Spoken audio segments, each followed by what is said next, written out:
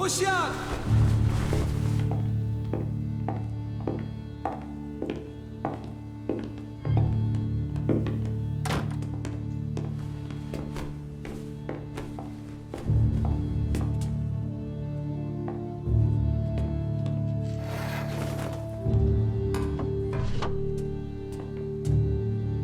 तुर्कों की मशहूर हिलाल की ये साम्राज्य पोलैंड और वेनिस के दरमियान तकसीम है।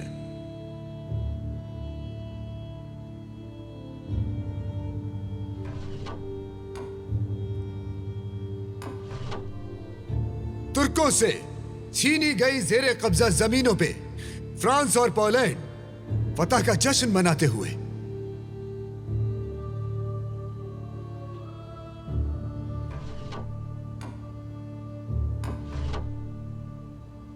एक तुर्क के मुंह से चाकू के जोर पर निकाला हुआ टूना दरिया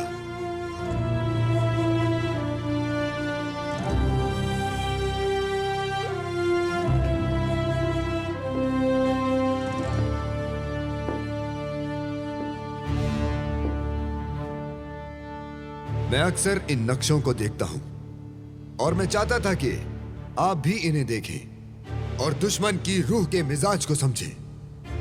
अगर हमें इस जंग में शिकस्त हो जाती है तो ये यूरोपीय मीडिया ऐसे नक्शों से भरा पड़ा होगा, याद रखिए।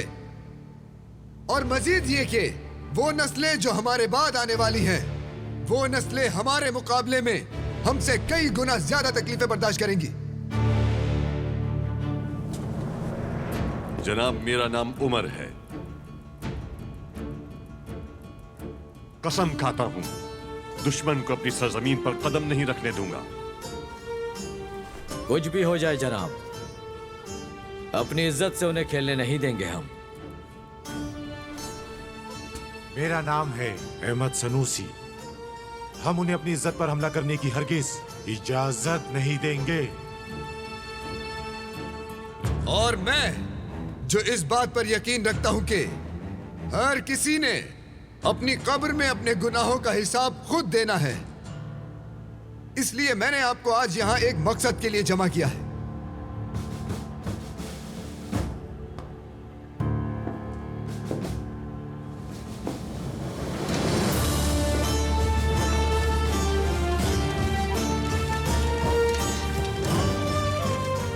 अफ्रीका कब्जे में है, हिंदुस्तान कब्जे में है और हमारी सरजमीन भी उनके कब्जे में है। कफकाज का इलाका और बल्कान का भी कब्जे में है। इस रुए जमीन पर एक वाहिद आजाद इस्लामी रियासत उस्मानिया की सरजमीन है और अगर ये भी हाथ से चली गई तो दुनिया मुसलमानों के लिए बिल्कुल खत्म हो जाएगी। मैं यहां पर मौजूद अपने सभी साथियों से, अपने हमवतनों से मैं आपसे पूछता हूं, मराकश आजादी क्यों हासिल नहीं कर सकता? आखिर क्यों मिस्र सल्तनत उस्मानिया के साथ भाईचारा कायम नहीं रख सकता? आखिर क्यों हिंदुस्तान में हमारे हिंदू भाई जुल्म से निजात हासिल नहीं कर सकते?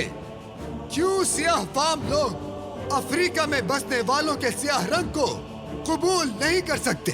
आखिर क्यों हम मादरे वतन की दास्तान नए सिरे से नहीं लिख सकते?